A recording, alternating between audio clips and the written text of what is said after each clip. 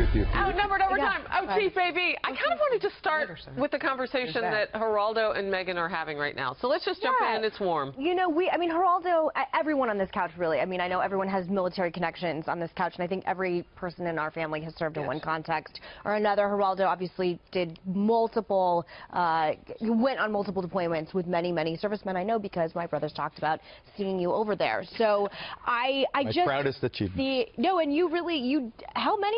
27? 22.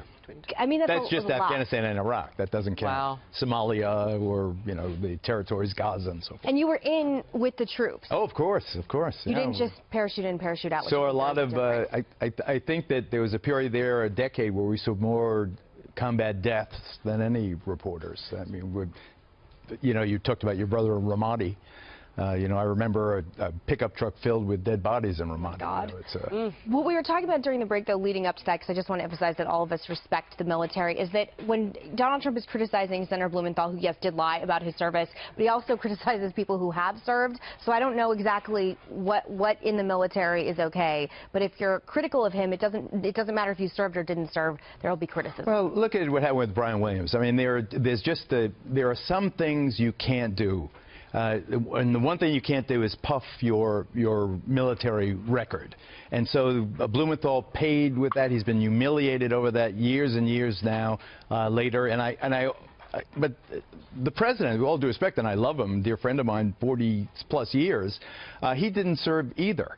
And to criticize Blumenthal, who was in the military, just wasn't a combat GI, and that I think is very gratuitous. To me, although Ebony's absolutely right, that you push me, I'll push you harder. You come with me with a knife, I'll come with you with a gun. I get that, but you got to save your ammo a little bit. You can't. To take on everybody over every issue and make it the worst thing that ever happened to them. I mean, that's why he was so critical of Megyn Kelly, asking him the question about calling women fat pigs and slobs and so forth.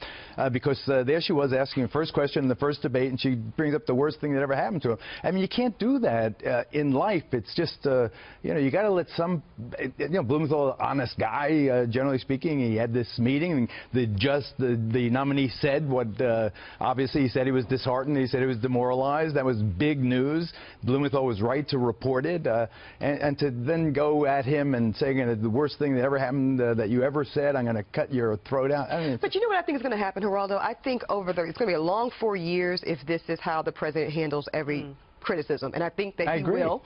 And I think that the American people, even supporters of the president, they'll never turn on him, but they're going to turn maybe a little tone deaf to this type of hyper criticism, this overreaction. They don't seem to yet. No, it's still early, Sandra. He hasn't even been in office for 2 months. I think by year 2 or 3, it's going to be, oh, well, of course, that's how Trump is going to go at it. And I don't know that it'll have the same bite. But, you know, I just want to, I wanted to say at the end of the show, I want him not to overreact to every provocation. On the other hand, as the father of 5, if you do something to hurt my child, I'm going to say something to you.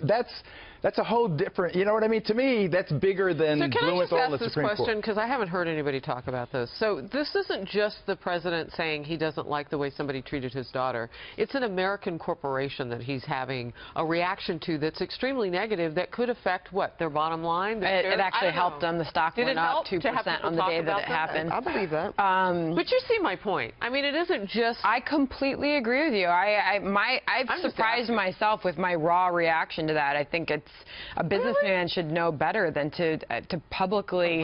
I think there was I think he could still handle the fact that somebody offended his daughter and potentially hurt her business, but I don't know that. I'm just a real. I don't know that speaking guy. as President Trump was the right way to go about it. It's not even that. That's not. I don't. The tweet. I mean, look at how your dad responds when people criticize you. He doesn't do things like that. He does. He actually. I mean, on it legitimately. We actually, how I started my career was we publicly disagreed on several issues, and the media took handle to it. So I do not have the kind of relationship with Donald Trump and Ivanka. Why doesn't she speak? She's also on behalf of herself. She's a member of his cabinet.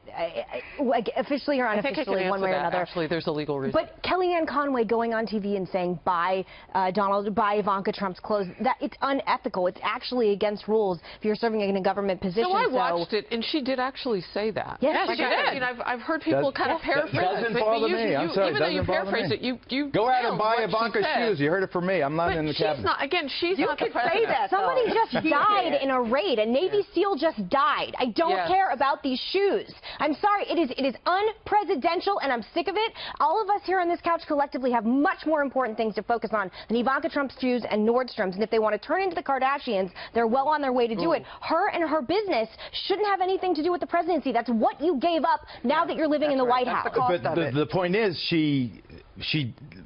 what she gave up, she's being punished in a way that's disproportionate and is ad hominem. They're attacking her You know what happens because to she's me on related a to the daily president. basis because of my father? No, I it's get part that. of the game. It's what you but what sign up Geraldo for. was alluding to is the fact, and I tweeted And this it's not article illegal. out. It goes against the code of ethics. She actually did adhere to stricter rules of divesting from her businesses than even her father did, and he's in the White House. So that's what I hear you alluding to. But what Sandra is saying is so true. And it's interesting that their stock went up because we're all talking about Nordstrom. But as president, is that a presidential thing to do? And it's such a fair question because we're talking about the nomination of a Supreme Court justice this week. I'm only laughing because they're going up on about Arnold Schwarzenegger and the Celebrity Apprentice ratings at the National Prayer Breakfast. I mean, you're going to talk about something that's unpresidential. So a company like Nordstrom that's publicly traded has to be legally honest in their earnings reports and any public announcement that they make. Their obligation is first and foremost to shareholders. If they say they are letting go of the brand because of declining sales, you then have President Trump questioning their authenticity of their announcement. But put to it from stop the White selling House. her items. Why shouldn't he have the right of every other dad? Because he's not operating This is in a not- father this capacity. isn't about- But he is operating in a So father how could capacity. he have done it without stepping in it the way that Sandra just pointed out? How do you get there without? I have the utmost respect for you, Geraldo, really, and we've been friends for a long time. But I think you're being ridiculous, and I think you're being like a what do they call it? Like a I know they call it like provocateur. a bear. Are you trying to just a bear parent? What is it? A parent that's protective. hover A parent. hover Tiger mom. parent. I understand. I'm a tiger mom. I understand that. Not guilty. I understand that's the inclination of a father. I don't have children, but I completely But I'm understand just curious, that. how could he have done it differently? You mean make a comment that's That my wouldn't whole have point. done what First of all, Sandra the just pointed president out. isn't covered by these conflict of interest statutes. It's everybody but the president. And you know, if someone. It's just about, I think that I'm stumbling because I understand that Megyn is correct in every substantive. Stumbling because you're wrong? I am taking an emotional argument, and I would do it again tomorrow because that's how I feel. I feel that Nordstrom's made a decision that if Ivanka Trump was Jane Doe, they would not have made. That's my assumption. I wonder how Ivanka feels about all this. I wonder if I would want my father, the president, speaking out about it. So here's what I have read, and you have lovely guys children can correct me on that are very. And so does Senator John McCain. The reason we haven't heard her on subject, on point, is because by divesting, she now cannot comment one way or the other. Is that it? That she can't I'm comment? not saying she has to comment specifically to this. I'm just saying she could have her company say something.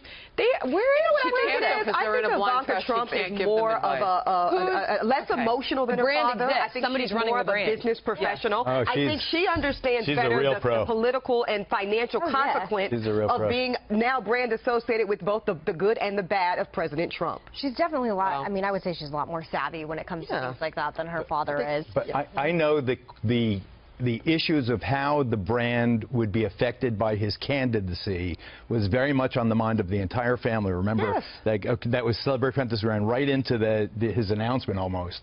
And they were very concerned about how the people who hated him. Okay, this is a great question from the live chat. This is a great question. And I hadn't thought about it this way. Creeker1 says, Fox host keeps saying it's okay for Trump to defend his daughter. Actually, that's not true. We've been debating Geraldo is. From Nordstrom. Defend her from what exactly? That's a good question. How is she suffering? She's divested. They're away from her ability to... Geraldo was saying he's saying making the case. He's the Fox host making the case. So how is she suffering exactly? According to this viewer, we'd like to know. Well, Are you asking me if Ivanka is now going to be living in a no-tell motel? No, I don't think that. Defend her from what exactly is the question. Her dad feels that her business was attacked not because of her business or the quality of the product, but rather his political policies. But that's part of Therefore, it. he is reacting to it as I would react, and as I think many red-blooded dads let me would. make All right, one argument. Canadian let me Reject say one says you're last both thing. right. Let's move on and talk about Let me say one last thing. Nothing in their life will ever be the same, ever. There are people that will go to their events and won't go simply for political reasons, and I think they're finally realizing the realities of that. And I will say, if she benefited from the name recognition of being Ivanka Trump, then I think she has to also now reap the consequences. Interesting. I want a pair of shoes that say Sandra Smith. I think we'll leave it there. We'll see you tomorrow. Thank you.